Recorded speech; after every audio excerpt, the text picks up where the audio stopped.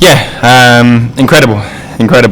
Special feeling for the group, and yeah, to respond the way we did after obviously not a great start and going a goal down, finding an equaliser within 10 minutes was really important.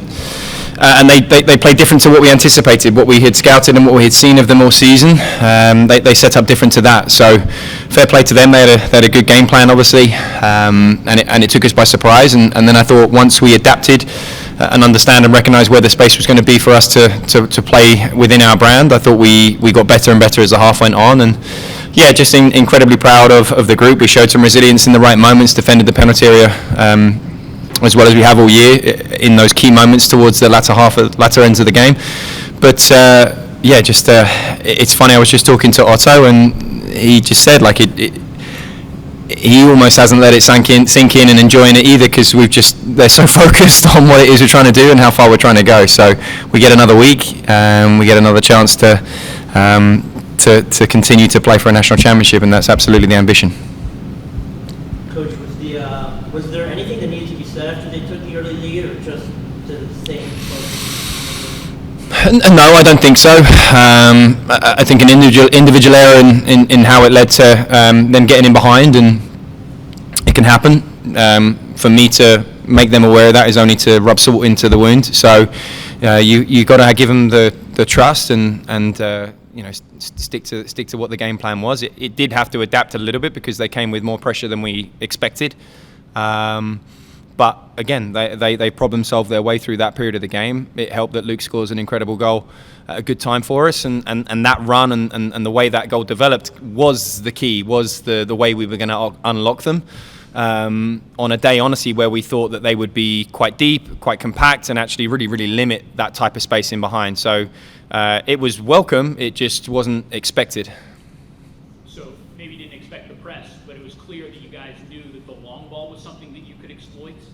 Yeah, I think one of the things I'm probably most proud of with this group is our capacity to be quite versatile in the way that we attack.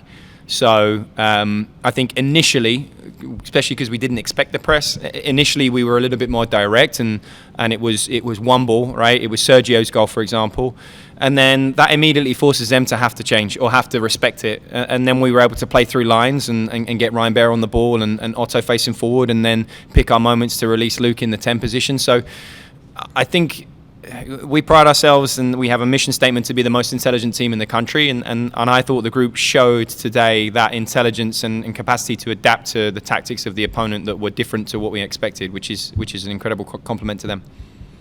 You mentioned a little bit of disorganization on your part on their first goal. Was that a spur in some ways, though, that your team realized, hey, there's other ways and things that we can do to win this game? Does that have to play out like the game plan was? No, I don't know that we'd seen enough. I don't know enough of the game had been played to necessarily know that was always going to be their plan, or they were going to be consistent, at least to start the game in the press the way that they did. Yeah, look, I mean, transparency, it was a terrible start. It was a terrible start. That's never the plan, and again, to concede that early, not enough time has transpired to really see what it is they're doing and how we need to adapt potentially.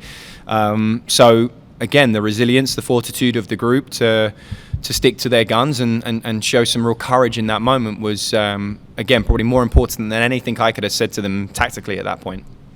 Coach, you went 8-0-3 at home this season. Crooksy said that you guys were trying to make the West a fortress, and he thinks that you guys accomplished that. What are your thoughts on how you guys played at home this season? I agree with Ryan. Yeah, look, we love playing here, and it has to be that way. If you look at probably the top 10 teams in the country and what their home records are, they're all right there and thereabouts in terms of what ours has been. So you have to take advantage of those. Obviously, again, an incredible crowd, incredible atmosphere, the lift that gives us, that aspect of things, it does make a huge difference in these types of occasions and these types of games. We're incredibly grateful for everyone that showed up today and supported us, and I'm really hopeful that they're willing to jump in their cars and make the trip to Louisville. You're obviously very familiar with West Virginia as a player and as a coach. What's it mean for you to lead this group to the first College Cup for the Mountains? Yeah, I was guilty of having a moment there just as the as the guys were singing Country Roads, and I just was taking it in, and I could feel it coming up, and it's really special. It's really special. I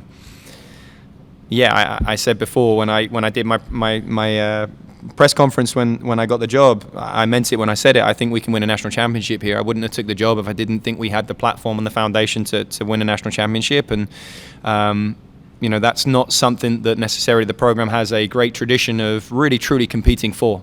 So 2021 was a breakout year for us, and to Otto's point that I mentioned before, this has just felt a little bit different. There's been a greater almost pressure, I would say. There's a level of expectation that the players had that we were going to be where we now are in the Final Four, and we will give whoever we play our very, very best, and are trying to win 2 more games. So I had to have a moment and let myself enjoy what we've achieved and where we are as a program right now. And it's everything, right? I've spent the better part of 20 years here in West Virginia now, which is wild. I never got to play in a game like that. So this is the next best thing. They have the best job in the world, and I have the second best job in the world. I get to coach them, and they get to play. So yeah, it was really special to have as many alum as we did back, and a lot of my old teammates were here to support us, and I know we're going to be in Louisville as well. It means a lot to everyone, and certainly to me. Dan, along those lines, emotions from the players, do you allow them to be emotional today? Do you want them to be? There's a place for it, and there's a time for it. We talked about emotional intelligence before the game. That was something we spent a lot of time talking about leading into Marshall in the regular season, and how we managed our expectations and a different type of frustration because of the manner in which the manner in which Marshall play, and then honestly the manner in which we anticipated LMU to play today. Right, we thought they were going to make it really, really difficult by limiting space and playing quite deep. That's what we had seen in honestly all of the games, pretty much all of the games leading up to now that we had paid attention to. So we expected it to be a different type of test for the players, and the message just before the game was, the biggest opponent today wasn't LMU. It was the same one we faced every game so far. It's doubt, it's uncertainty, it's frustration, it's complacency, negligence. But we face that every game, right? And we'll face it again. And so far, so good in terms of how well this group has overcome that doubt and chosen to be courageous, chosen to be brave, chosen to stay patient, chosen to show discipline. And yeah, for that, I'm incredibly proud of how they had to show that and display that again today. You mentioned taking a moment to enjoy this and think about it. What are the things that go through your mind? What are the things that you reflect on in that moment? The sense of accomplishment, honestly. Obviously where it started, being here as a player. You're going to get me going again if you want me to repeat everything, all the feelings that came through. But yeah, an immense amount of pride. I mentioned to a few of you off record, for whatever reason, in my mind today, it would have felt like a failure if we hadn't made the Final Four. So it is a huge weight off my shoulders, and it was interesting to hear Otto, our captain, kind of say it the same way. I think there's been a different type of pressure on us, whether it was the way the seeding worked out, whether it's the way results have been to lead to certain opponents. I think we would have really felt like we fell short had we not won today, which is a crazy thing to say when you consider this is only the second time we've ever been to the Elite Eight. So it came with a different pressure. Now I hope that pressure has released. We're in uncharted territories again, but this is great. But I said there's an even shinier one waiting for us next week on Monday if we go about the next week is to the level of professionalism and the way that we approach this game. So I don't think anyone's content. I don't think anyone is going to relax now. I think there's a really, really exciting week ahead of us. Coach Luke, he scored there in the first half, and then he goes down there later on. What's he kind of meant to this team? Just what's life without him? Well, we'll see. The X-ray came back clean, which is great. He's getting an MRI right now, so we're doing everything we can to make sure we can diagnose whatever it was. It just seemed to be simply the contact. But obviously, yeah, not good when you see him on crutches and in that capacity. as important as Luke is, and I thought Luke was the difference in the first half in terms of how he unlocked them at times and found we found him in the outlet pass in the space. The players that came in, the other players that we rotated a little bit more today, I would say, did an incredible job. And that was honestly, that was a reflection of the impact that the subs gave us against Vermont. We wanted to feel like we kept things fresh and made a few more changes today to keep the energy high and give players opportunities off the bench, because we have incredible depth, again, with this group. Dan, speaking of depth, Sam comes on for Marcus and is critical, doesn't get an assist, but is critical in that goal. Yeah, again, incredible attitude to understand that, when we made the change with Marcus coming off in the first half, it was Jake that got the opportunity.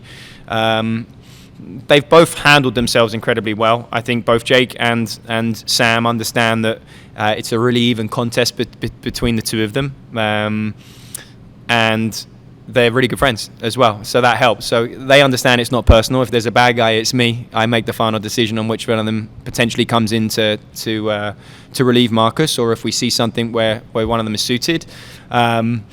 And yeah, gut feeling, whatever it might be.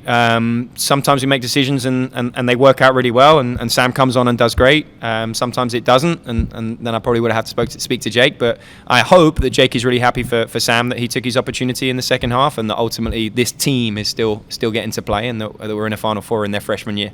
So yeah, fair play to Sam. He didn't pout or didn't show any disappointment when Jake came in the first half, and when his number was called, he was ready.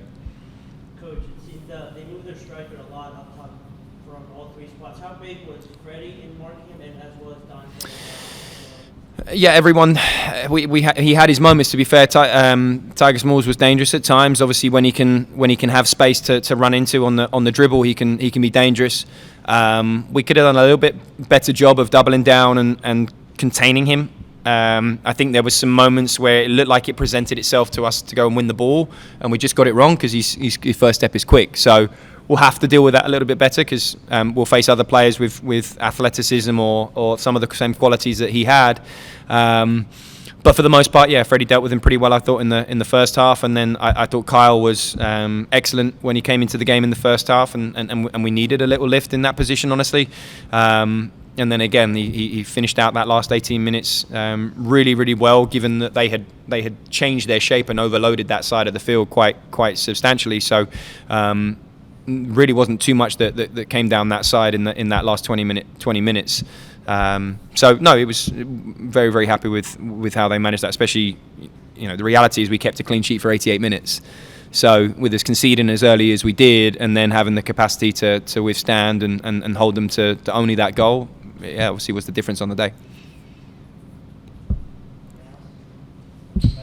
Okay, thanks guys.